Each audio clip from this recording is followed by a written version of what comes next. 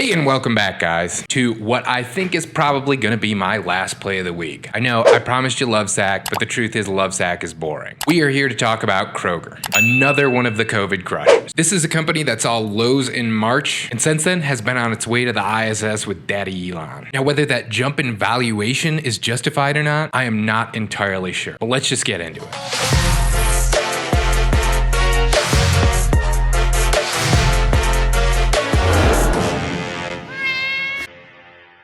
Kroger is a company that primarily operates supermarkets across the US. Now I know what you're thinking. Doesn't Walmart already do that? Now if you can believe it, not everyone actually likes Walmart. So it turns out this Kroger place does alright. Huh, imagine that. Kroger has seen some pretty strong earnings and revenue growth in recent quarters. However, year-over-year earnings and revenue have started to stagnate a little bit. They tend to beat their EPS estimates, and when they miss, they don't miss by much. So 20% share price appreciation since pre-COVID levels doesn't seem that crazy. Pair that with the fact that the put-to-call ratio is sitting at a pretty bullish 0.68, and I think we have a play. Now, if we park the short leg of our put credit spread somewhere around 33.50, we should have about a 68% chance to win purely on statistics. On the other hand, if you want to go for a call, you might want to go for a strike more aggressive, probably one around 35.50.